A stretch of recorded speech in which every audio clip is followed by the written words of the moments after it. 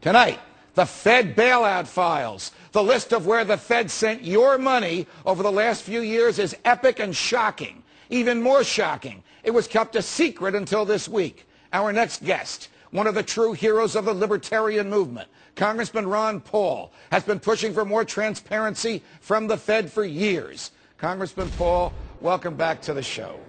You have been calling for transparency from the Fed for many, many years. You were ridiculed, you were criticized, you were even marginalized.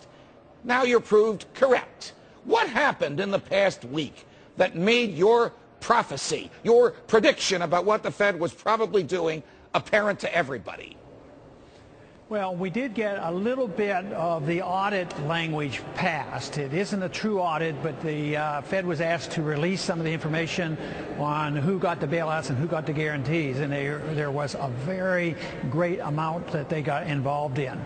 So, but I think what really works is public pressure. I think the people woke up, and the whole fact that we had 320 Democrats and Republicans in the House endorse a full audit meant that the handwriting was on the wall, and the Fed realized they would have to capitulate. It also means the people, if they get upset enough, they will have an effect on the Congress, and the Congress will listen to them, and they put pressure on it. We still have a long way to go. It was great to get that information yesterday, but there's still a lot of international activities that we don't know anything about. You know, in a way, what we need is some more WikiLeaks on the Federal Reserve. Can you imagine what it'd be like if we had every conversation for the last 10 years with our Federal Reserve people and the Federal Reserve chairman, with all the other central bankers of the world, and every agreement or quid pro quo that they have?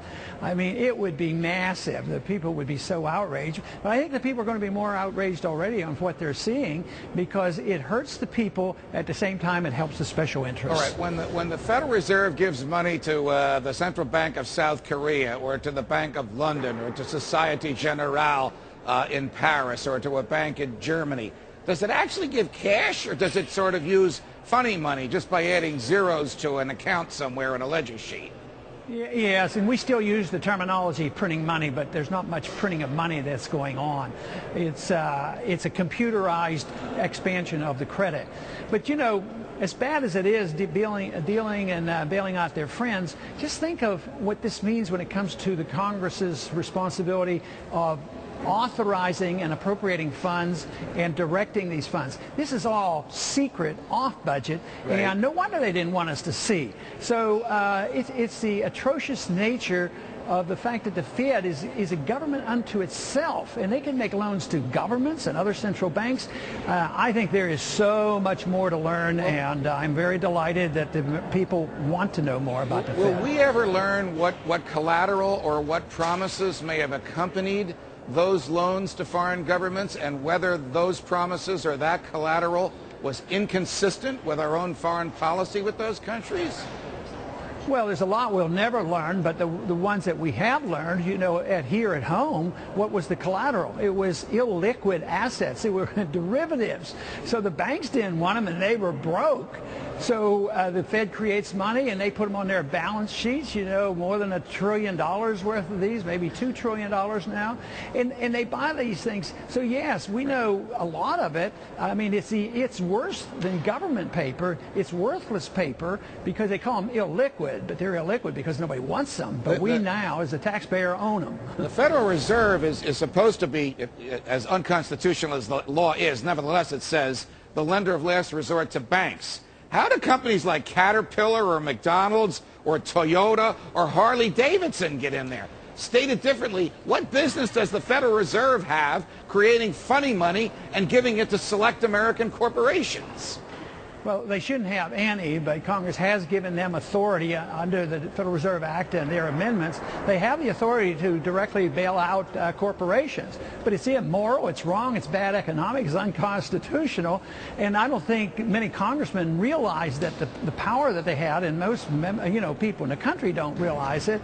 And I'm afraid it's going to take a bond bubble collapse, and which means the destruction of the dollar, for people to realize and wake up and say, you know, this whole system was just crazy. It's absolutely crazy. It's built on counterfeit money. We only have about 30 seconds. You called for a WikiLeaks for the Federal Reserve.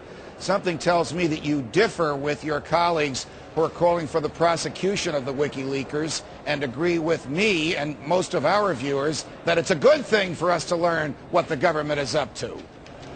Well, in a free society, we're supposed to know the truth. In a society where truth becomes treason, then we're in big trouble. And now people who are revealing the truth are getting into trouble for it. But this whole notion that Assange, who's an Australian, that we want to prosecute him for treason, I mean, aren't they jumping to a wild conclusion? No, this is media, isn't it? I mean, why don't we prosecute the New York Times or anybody that releases this? I think Bradley Manley, you know, probably could say he's committed, civil disobedience. But do we think of Daniel Ellsberg as being an enemy of the people? He was a friend of truth. I know still there's probably plenty that still don't like him, but isn't he the one that really gave us the concrete proof that Vietnam was based on a lie? And most people should know that Iraq and Afghanistan is all based on a lie too. And the Supreme Court said that he was authorized under the First Amendment to do so. Congressman Paul, thanks for joining us.